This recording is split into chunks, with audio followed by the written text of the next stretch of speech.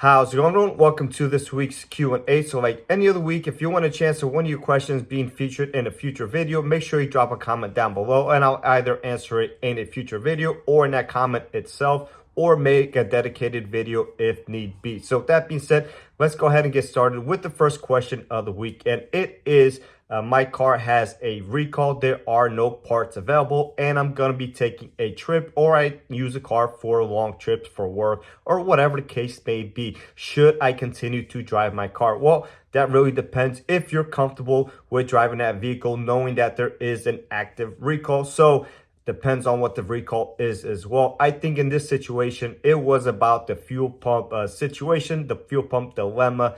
And we're being told that there's no parts available until the fall. So obviously that's a long time to wait for these parts. And now if the fuel pump does fail, the vehicle can and will shut off. So obviously that is a big deal.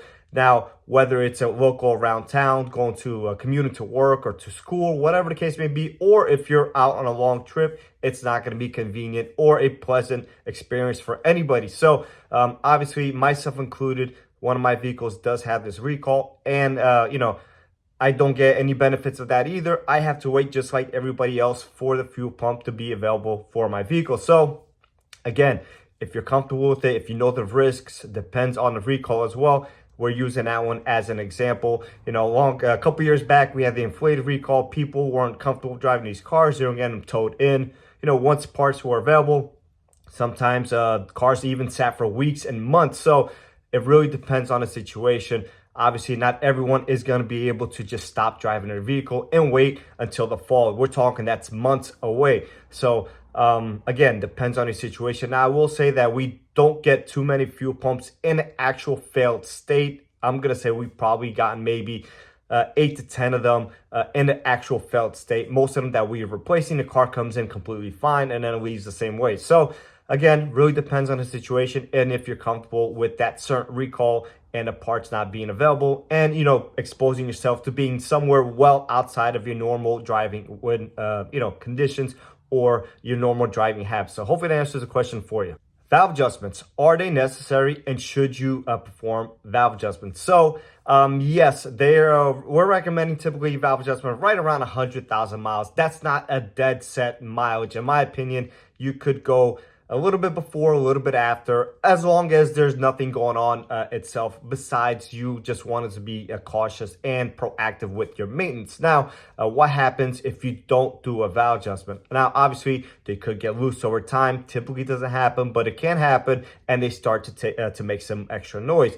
On the worst side of that, they tighten up, which is a lot more common on a Honda, and you could actually burn a valve, or a little chunk of the valve goes missing and you get a dead misfire. Obviously, at that point, the head would have to come off and, address the valve, replace it at that point, valve or valves at that point. So typically happens on the exhaust side, and it is a good idea to get it done. Again, it's not super urgent that you get it done exactly at around 100,000 miles, but right around that time frame, you want to start thinking about either doing it or, possibly getting into a different vehicle. Now, right around 90 to 100,000, you're talking major services, fluids, timing belts, valve adjustments. So that's typically when we see people thinking either keeping a car and committing to it, or changing their vehicle and letting somebody else deal with the maintenance at that point. So again, not super important that you do it exactly at 100,000 miles. Great time to be doing it. And, a couple years back, maybe a decade or so ago, Honda's had a big issue with a lot of tight valves. They seem to kind of get that sorted out, and we don't see as many nowadays. So that is a positive thing. So if you're thinking about it, if you got 100,000 miles, you got the extra cash, it's probably better to be on the safe side. But if you wanted to spend it, for instance, on a time belt instead of at that point, I would much rather you spend the money on a time belt versus the valve adjustment at that exact point. So hopefully that answers the question for you. All right, so the next question is kind of a two-part question, but the expansion tanks on the Civics and Integras, this actually started on the 10th generation Civics, and not only the Type R and the Type S trims, we've seen it even on the base models, is essentially they are opaque, so they're very hard to see through. So sometimes checking the coolant level is difficult. So initially they're like a whitish color, and over time they start to turn a little bit more on a yellow side. And it could be hard to check the coolant even if you take off the cap. So what I do, or what I like to do, is shine my flashlight right onto the tank itself, and you can usually get a lot better of a view of the level itself. Now, again, going back to the original concern, them leaking over time, the tanks are basically two halves glued together, and it is a fairly poorly designed and under pressure. We've seen this many times, and again, not just on Type Rs and Type S's, although those cars do get driven more aggressively and seem to be the greater failures of those vehicles. But I've seen them on regular base model Civics happen as well. So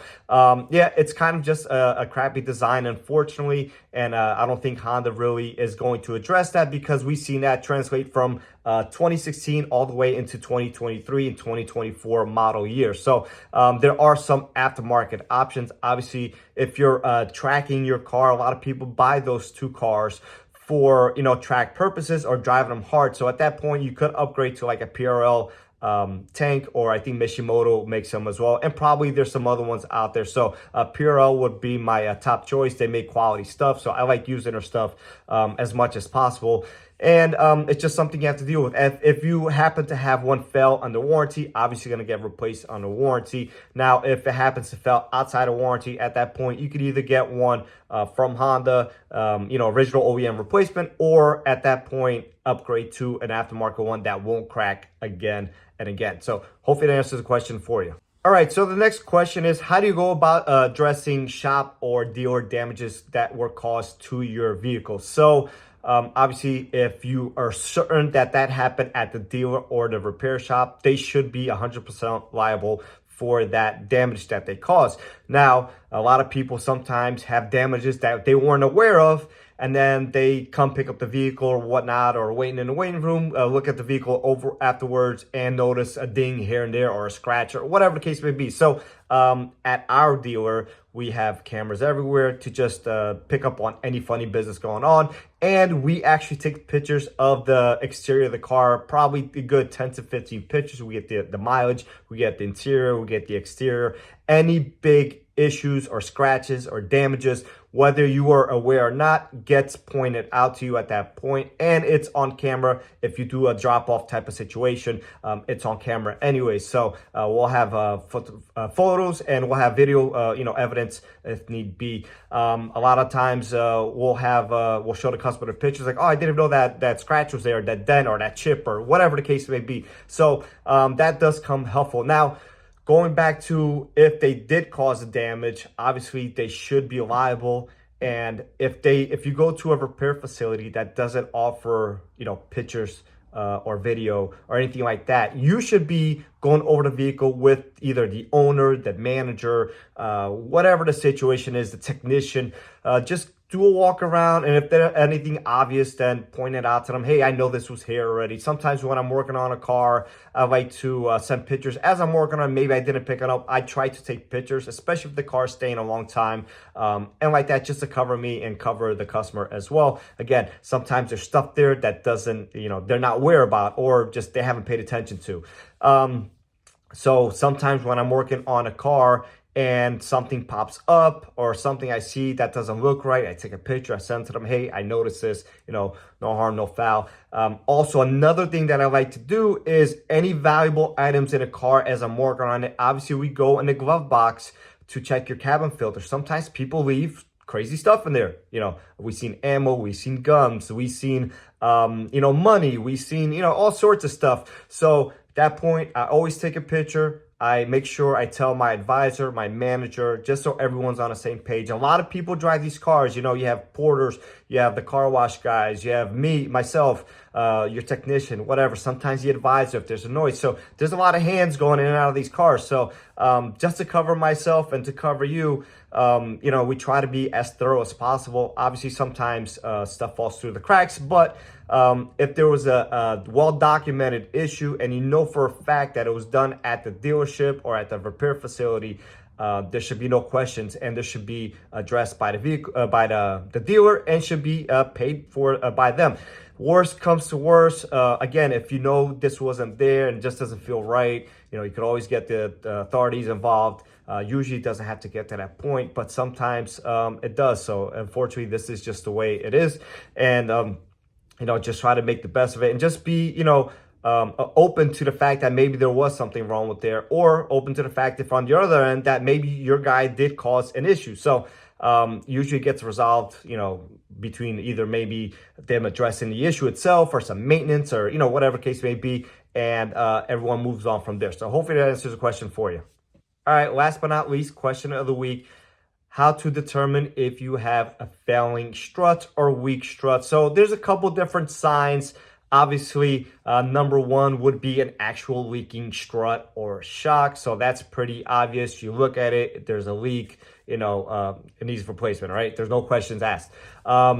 Sometimes they're not exactly leaking, but they are worn out. And usually we start looking at them closely at around 100,000 miles. Honda struts are pretty good. Once in a while, we'll catch a leaky one, but overall, they are fairly good. So right around 100,000 miles, what I like to do, I test drive every car before and after, especially after a major repair.